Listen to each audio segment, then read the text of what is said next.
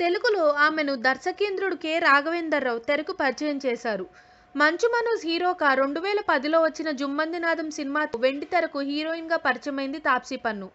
చెప్పాలంటే ఎలా చూసుకున్నా హీరోయిన్గా ఆమెకు పేరు దక్కింది తెలుగు సినిమాలతోనే. అలాంటి సినీ జీవితం ప్రసాదించిన దర్శకేంద్రుడిని పట్టుకుని చిన్నబుచ్చే వ్యాఖ్యలు చేసిందామె.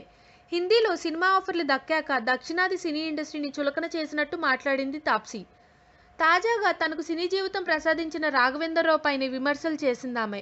ఇటీవల ఓ యూట్యూబ్ ఛానల్కి ఇచ్చిన ఇంటర్వ్యూలో ఆమె ఈ వ్యాఖ్యలు చేసింది. రాఘవేంద్రరావు తన సినిమాల్లో సహజంగానే హీరోయిన్ల బొడ్డుపై పండ్లు వేసే సన్నివేశాలు పెడుతూ ఉంటారు. జుమ్మందినాదం సినిమాలోనూ తాప్సీ బొడ్డుపై పండ్లు వేసే సన్నివేశం ఉంటుంది. దానిపై ఆమె విమర్శలు చేశారు. నా తొలి సినిమాను డైరెక్ట్ చేసిన ఆ సీనియర్ డైరెక్టర్ అప్పటికే 100 చిత్రాలు చేశారు.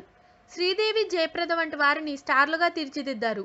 అదేం విడ్డూరమో తెలియదు కానీ ఆయన తన సినిమాల్లో హీరోయిన్ల బొడ్డును పండ్లతో పూలతో కొట్టిస్తూ ఉంటారు. నేను కూడా ఆయన డైరెక్షన్లో సినిమా చేస్తే ఏ శ్రీదేవినో అయిపోతానని అనుకున్నా. కానీ నా తొలి రోజు షూటింగే పాటతో ప్రారంభమైంది. ఆ పాటలో నా బొడ్డుని కొబ్బరి చిప్పతో కొట్టించేశారు. ఆయన అలా ఎందుకు కొట్టించారో నాకైతే ఇప్పటిదాకా తెలీదు. అదేం విడ్డూరమో అని తాప్సీ చెప్పుకొచ్చింది. అంతేకాదు దక్షిణాది సినీ అభిమానులపైన ఆమె వ్యాఖ్యలు చేసింది.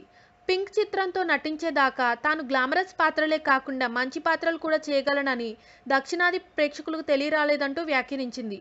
పింక్ చిత్రంలో నటించేదాకా తాను గ్లామరస్ పాత్రలే కాకుండా మంచి పాత్రలు కూడా చేయగలనని దక్షిణాది ప్రేక్షకులకు తెలియరాలేదంటూ వ్యాఖ్యానించింది. దీనిపై నెటిజన్లు మండిపడ్డారు. తెలుగులో సినిమాల వల్లే హిందీలో ఆఫర్లు వస్తున్నాయన్న సంగతి గుర్తుంచుకోవాలంటూ తెలుగు ఆడియన్స్ ఆమెను ఏకిపారేస్తున్నారు. తన సినీ ప్రస్థానానికి మూలం ఏంటో మర్చిపోయి హిందీలో ఆఫర్లు వస్తున్నాయనేసరికి ఇలాంటి కామెంట్లు చేయడం ఏంటంటూ మండిపడుతున్నారు. If you like the video, please like us and subscribe Tollywood Nagar.